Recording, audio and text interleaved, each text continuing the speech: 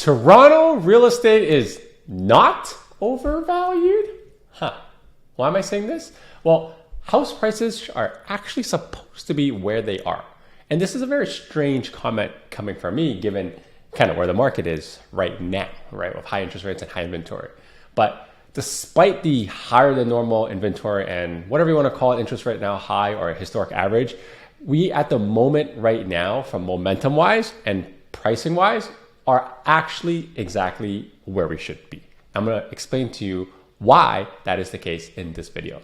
Now, if you're looking for some help on how to navigate this real estate market with some proper guidance in this market, because it is kind of weird right now. Like, it doesn't make sense for a lot of people to make a transaction right now, but for some people, if you have to move, you have to move, right? You know, family situation, death, divorce, or like, you know, growing family, right? So if you want to see what is the best course of action for yourself, if you're in that situation where you see you have to move in the next little bit or the next year, you could book a call with me using the link that's right here to talk about your personal situation and what makes sense for you and your family. It's www.chatwithzen.com.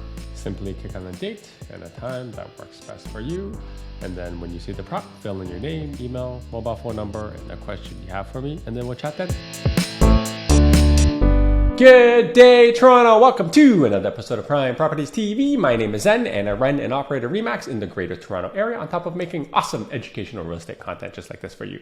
And if you find any of these videos I'm putting out there on the YouTubes not helpful in your real estate journey, do me a solid and smash the like button and subscribe to the Prime Props channel, because this way it helps scale out the information I put out there to other people, right? So thank you very much.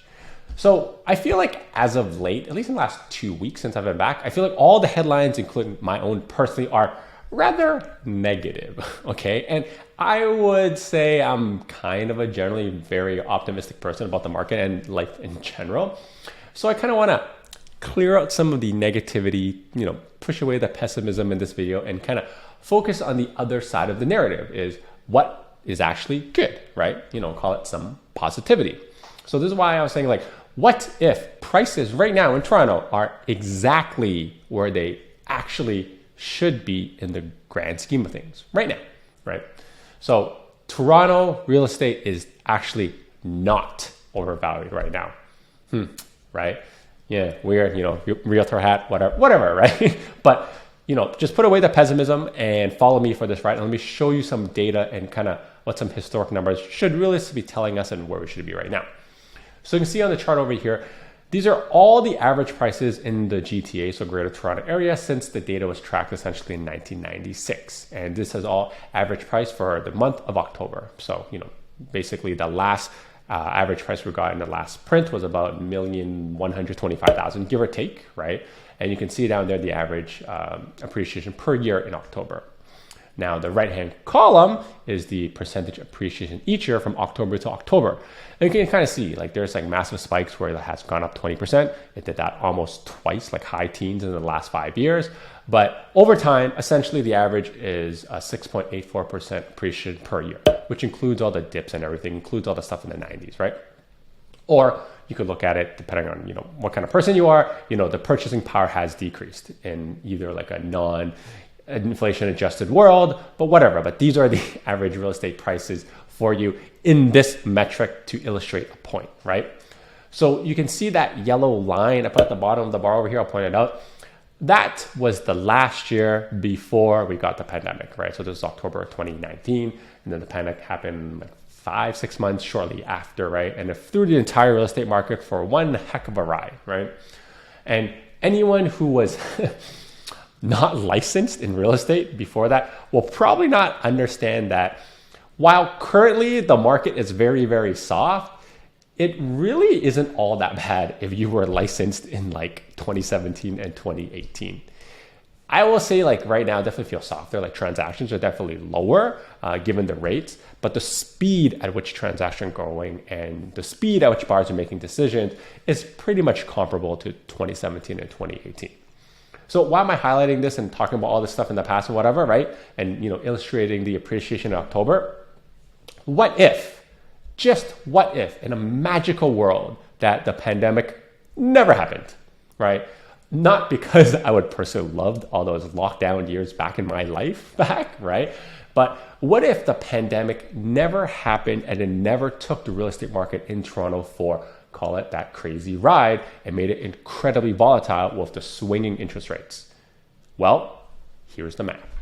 The average appreciation in the Greater Toronto Area has been 6.84% in the past 25 plus years, like I was showing you earlier, with all the ups and downs. And if I remove the last 4-ish years of the wild swings from 2020, right, up until now, right, so essentially almost 4 years, and just replaced that appreciation with the 25-year historic rate of 6.84%, this number is what you arrive at.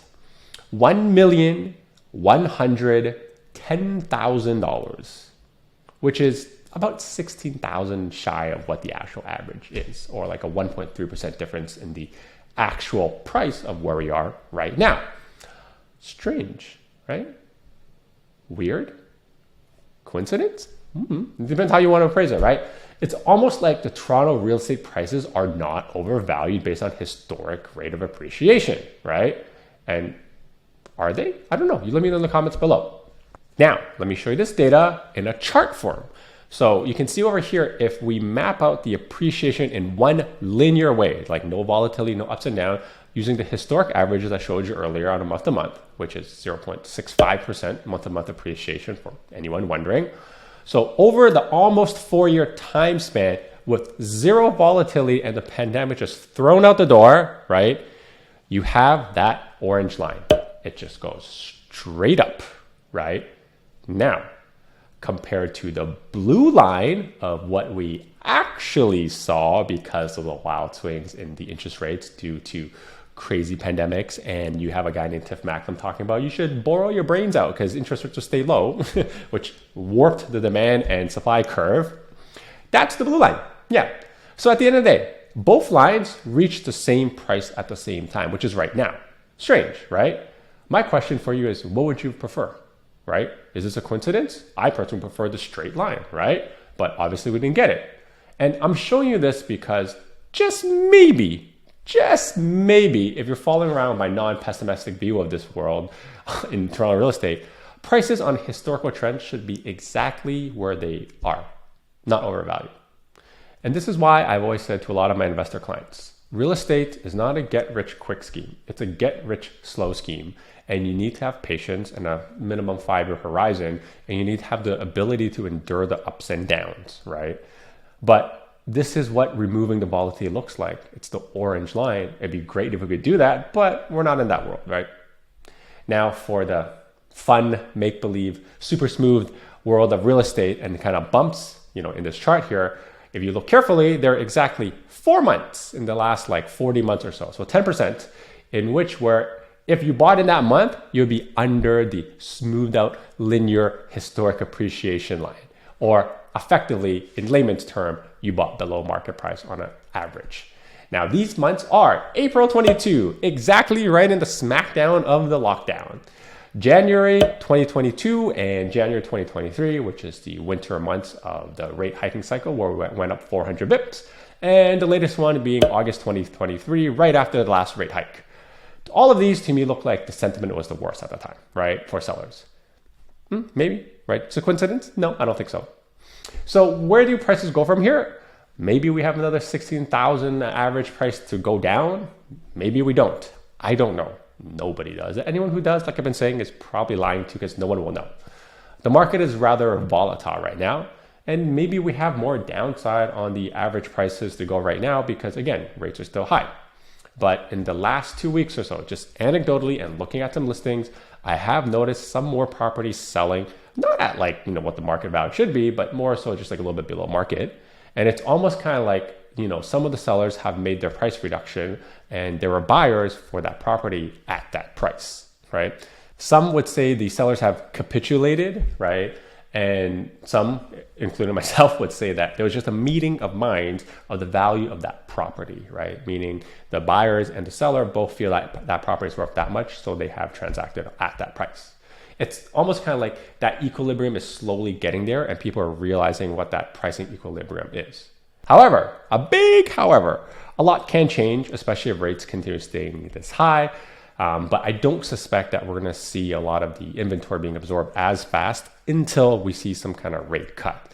And we still may have some pricing pressure downward in that sense, but I wouldn't say it's one of those like big 10, 20% drops. I think we're kind of past that right now.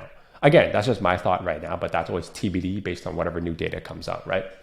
And obviously everyone is waiting for out this kind of like potential mortgage renewal crisis that we're supposed to have. Again, a lot of people are talking about it and it isn't gonna come or show itself until like, call it mid 2024 or 2025. But for now, it seems like, the absorption rate and kind of the prices have leveled off and they've moderated. It almost feels as if like demand is just around enough where prices aren't dropping rapidly at these current rates. But if there is like a really well-priced property, obviously someone's going to jump on it and there could be a new equilibrium and it'll kind of set the market for the next little bit, right? But again, that just depends on the seller's motivation. Which is why I kind of saying like this kind of right now feels like mid 2018 for me when rates were also rising in that kind of economic environment until slowly things kind of changed a little bit in like mid 2019 where transaction volume was speeding up a little bit, right?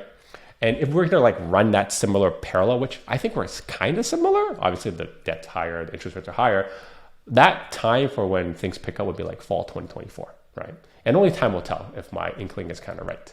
Anyways, I hope you found this kind of video helpful. It's a little bit more the positive side because it's been a little bit too negative. But if you found any of this video content kind of helpful in your real estate journey and you want some proper guidance on how to navigate this real estate market, you can book a call with me using the link that's right here. It's www.chatwithzen.com. Until next time, your move, your future. See ya.